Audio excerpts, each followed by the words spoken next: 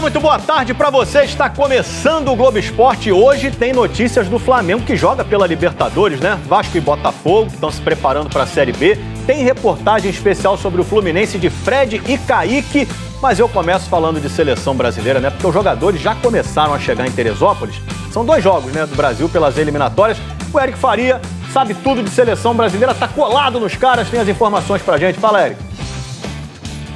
Oi, Escobar, boa tarde para você, boa tarde para todo mundo. Fazia tempo que a seleção não se reunia, né? 6 meses, a última vez foi em novembro do ano passado, quando o Brasil enfrentou a Venezuela e o Uruguai também pelas eliminatórias. Agora vai jogar contra o Equador no dia 4 em Porto Alegre e no dia 8 contra o Paraguai em Assunção. Como você disse, os jogadores estão chegando aqui aos poucos. No momento a gente tem 13 jogadores na Granja Comari. O Neymar chegou de helicóptero, a gente tem imagens para mostrar. Também temos imagens da chegada de outros jogadores aqui a Teresópolis.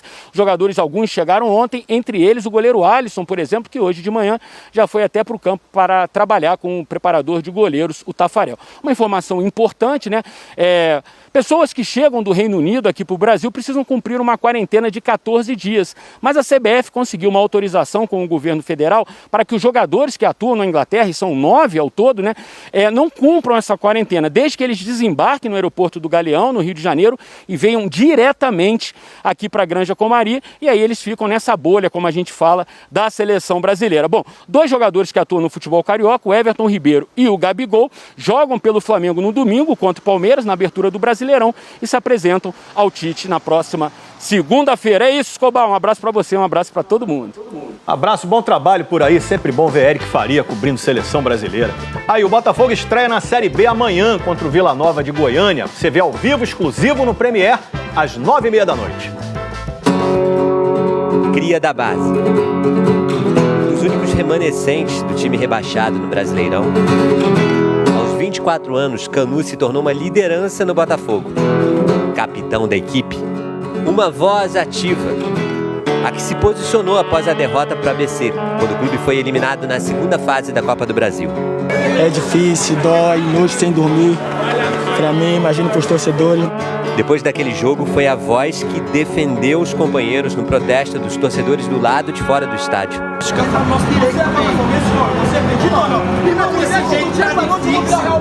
Cara, ali a gente sai de cabeça quente do jogo, né? Foi um momento difícil, um dos mais difíceis que eu passei aqui. E hoje eu assumo esse papel, uma liderança sim, mas com o principal de ajuda. De ajuda aos garotos da base, de ajuda aos que chegam. Hoje, Canu vai viajar com o time para Goiânia. É lá que o Botafogo vai fazer a estreia na Série B do Campeonato Brasileiro amanhã contra o Vila Nova. A estreia por si só, ela deixa um pouco mais ansioso. A gente precisa pontuar fora. Ontem o Botafogo anunciou a contratação do Daniel Borges, lateral direito que estava no Mirassol. Reforço para a defesa, onde o capitão ainda fala mais alto e com esperança. Eu tenho como principal objetivo em minha vida fazer esse clube voltar a sorrir, porque esse clube me fez sorrir, me fez ajudar minha família, então eu tenho total gratidão e consciência do que eu devo fazer para ajudar esse clube a estar no seu patamar devido. Boa sorte pro Canu e pro Botafogo. E ó, a estreia do Vasco na Série B é no sábado, o jogo é 11 da manhã, também ao vivo, exclusivo no Premier. A equipe apresentou mais 3 reforços agora há pouco. Deixa eu conversar ao vivo com o Juliano Lima. Quem são eles, Juliano? Tudo bem, Escobar? Boa tarde para você, para todo mundo que acompanha o Globo Esporte. Começando pelo primeiro reforço, que é o Daniel Amorim, o atacante que veio do Tombense de Minas Gerais. Ele chamou a atenção pela altura dele, né? 1,91 m, pode ajudar nas jogadas aéreas. Ele chamou a atenção também do Vasco naquela partida da segunda fase da Copa do Brasil, que o Vasco venceu por 2-1 Tombense, tá lembrado? Então ele fez um dos gols do time mineiro. Além dele, mais 2 nomes para o meio-campo. O argentino Sarrafiore, emprestado pelo Internacional até o fim da temporada e que no ano passado jogou pelo Curitiba. O terceiro jogador foi o Michel, de 31 anos, experiente, estava no Grêmio e jogou pelo Fortaleza na última temporada, mas olha só, ele não joga há mais de um ano, desde fevereiro do ano passado, por conta de um problema na cartilagem do joelho esquerdo, mas ele pertence ao Grêmio e estava no Fortaleza. Com isso, o Vasco completou 10 reforços para essa temporada. Está de olho no lateral esquerdo, buscando no mercado. Volto com vocês, Escobar. Valeu, Juliano. São 3 jogadores que vão ajudar o Vasco aí nessa caminhada. Agora é o seguinte, brasileiros, ontem na Libertadores, quem conta como foi é o senhor Léo Batista.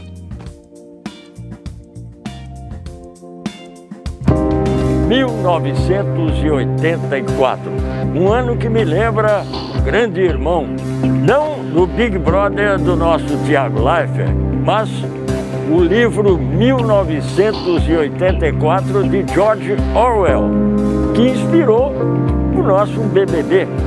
Aliás, o livro viralizou esta semana, eu vi aqui na minha rede social, ó. Olha, essa aí é a irmã da Fly, que participou do BBB 20.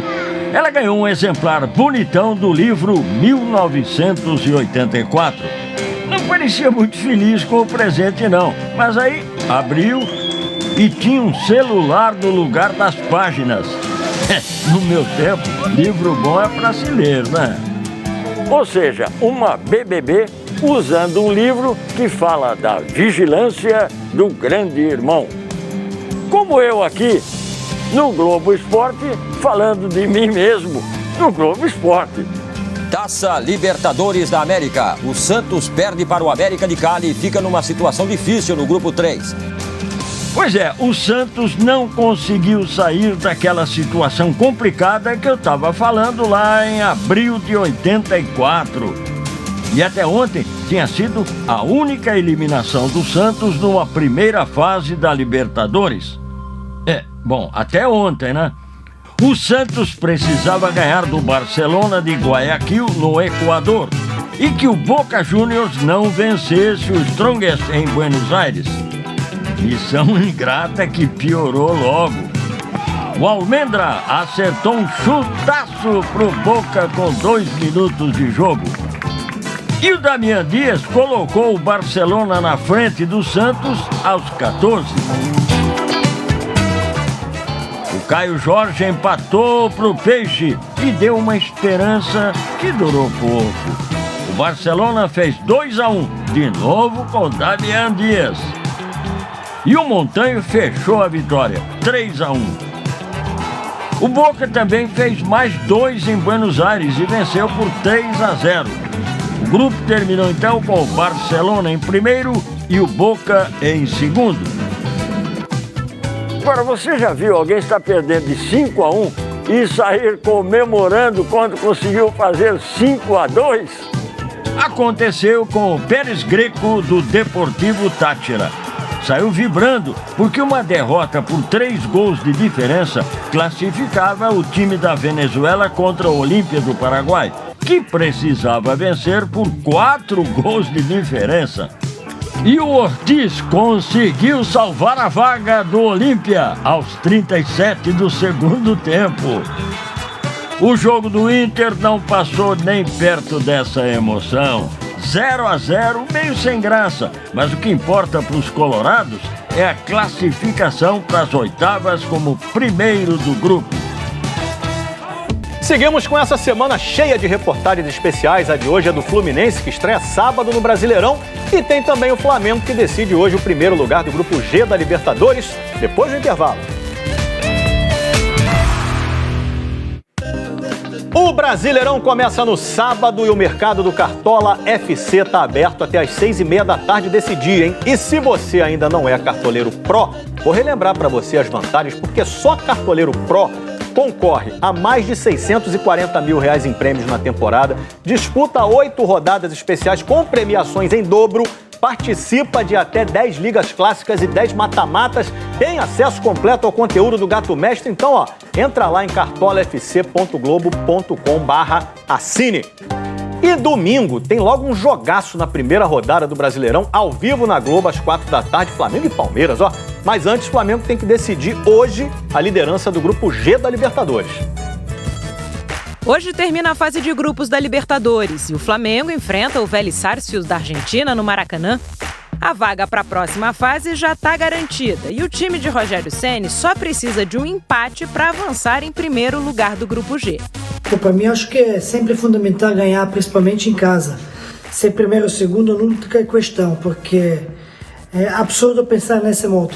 Acho que você tem que ganhar todos os jogos, tem que mostrar supremacia. Pet, tô te ouvindo falar de Flamengo e pensando aqui que foi no dia 27 de maio, só que há exatos 20 anos, que você fez aquele gol marcante na história do clube, né? Aquele gol de falta na final do Campeonato Estadual de 2001, dando o tricampeonato para o clube. Queria aproveitar então para saber de você, como é que você se sente numa data tão importante? Nem acredito que passaram 20 anos já e um gol tão marcante. Marcou toda uma geração, não só a geração do Flamengo, dos jogadores, meus colegas, mas também a geração dos torcedores. Então foi um momento emocionante, histórico e estou muito feliz, né, agradecido de ter feito um gol nesse momento, 43 minutos do segundo tempo. E fomos mais felizes, conseguimos essa vitória impressionante e trazer o tetra-tri para o Flamengo. Gols de falta, aliás, tem sido um problema para o Flamengo. O último foi marcado por Diego em 10 de junho de 2018 contra o Paraná pelo Brasileirão. Para o jogo de hoje, pela Libertadores, o Flamengo tem como opção o goleiro Diego Alves, que está recuperado de um problema na coxa e voltou a ser relacionado. A zaga terá Rodrigo Caio ao lado de Bruno Viana ou Gustavo Henrique, já que o William Arão foi expulso na última partida. No ataque, Pedro deve fazer dupla com Gabigol, já que Bruno Henrique também cumpre suspensão. E quem sabe o aniversário do histórico gol do Pet não inspire os jogadores na hora de cobrar uma falta. E se quiser, dá uma olhada na minha aula, aprenda com o Pet, gol do falta, como se bate falta com maestria e talvez ajuda. Um abraço.